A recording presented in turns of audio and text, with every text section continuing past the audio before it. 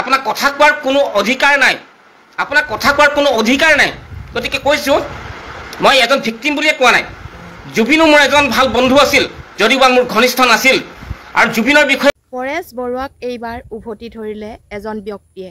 পৰেশ বৰুৱাক উভতি ধৰি কি ক'লে আপোনালোকে গম পায়নে বাৰু?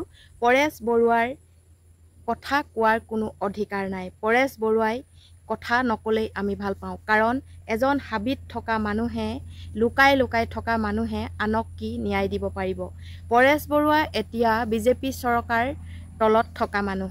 নমস্কাৰ বন্ধু বান্ধৱীসকল, কি খবৰ আপোনালোকৰ? ভালনে বাৰু? পুনৰ মই অন্য এটি ভিডিঅ'ৰ সৈতে উপস্থিত হৈছোঁ আপোনালোকৰ মাজত। পৰেশ বৰুৱা ডাঙৰীয়াই যিটো নেকি জুবিন গাৰ্গৰ ওপৰত কিছুমান মন্তব্য আগবঢ়াইছে, সেই মন্তব্যক লৈ এজন ব্যক্তিয়ে উভতি ধৰিছে। ব্যক্তিজনে তেখেতক ভালদৰে প্ৰত্যুত্তৰ দিছে, কিন্তু কিয় দিব লগা হৈছে পৰেশ বৰুৱাক এই প্ৰত্যুত্তৰ?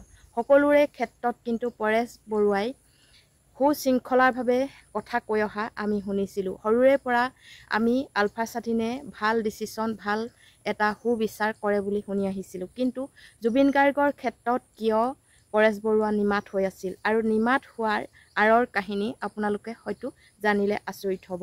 এতিয়া বিজেপি চৰকাৰ আৰু পৰেশ বৰুৱাৰ মাজত যথেষ্টখিনি মিলামিলি হৈছে, কাৰণ পৰেশ বৰুৱা এতিয়া বিজেপি চৰকাৰৰ মতে উঠা বহা কৰিছে বুলি আমি এই ভিডিঅ'টোত পাইছিলোঁ। আৰু সেই ভিডিঅ'টো পায়ে মই আপোনালোকৰ আগত এই কথাকেইটা আগবঢ়াইছোঁ।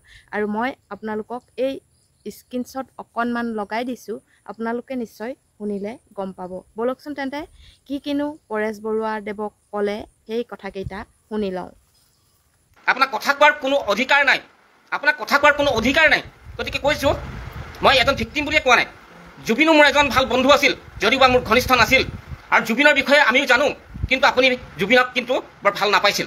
আৰু আজিৰ তাৰিখত যি সময়ত অসমৰ দল বল, ধৰ্ম, বৰ্ণ, সম্প্ৰদায়, জাতি নিৰ্বিশেষে জুবিনৰ হৈ মাত মাতিছে, অসমতে নহয় ভাৰততে নহয়, যে বিশ্বৰ বিভিন্ন কোণত সিঁচৰিত হৈ থকা জুবিন প্ৰেমীসকলে তেওঁ জাষ্টিছ বিচাৰিছে। গৰিমাহাত শইকীয়া গাৰ্গীয়েও কৈছে যে জুবিনক আমি বিচাৰোঁ, জুবিনৰ আদৰ্শক সংৰক্ষণ কৰিব লাগে।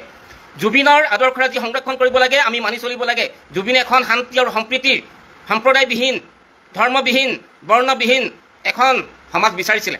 কিন্তু আপুনি আজি অসম মুলুকৰ পৰা আঁতৰি গৈ অতি লজ্জিতভাৱে আপুনি চৰকাৰৰ লগত হাত মিলাইছে আৰু চৰকাৰকো আচৰিত জনাইছোঁ। যি সময়ত চৰকাৰে আলফা দেখিলেই বিভিন্ন ধৰণৰ কটুক্তি কৰে, হিমন্ত বিশ্ব শৰ্মাই ক'ব পৰা হ'ল যে বিভিন্ন সময়ত বোলে তেওঁ আপোনাৰ লগত টেলিফোনত কথা পাতে। এয়াই হৈছে অসম চৰকাৰ বৰ্তমান ফোপোলা স্বৰূপ। গতিকে মই ক'ব বিচাৰিছোঁ, নিশ্চয় আপোনালোকে কথাকেইটা শুনিলে।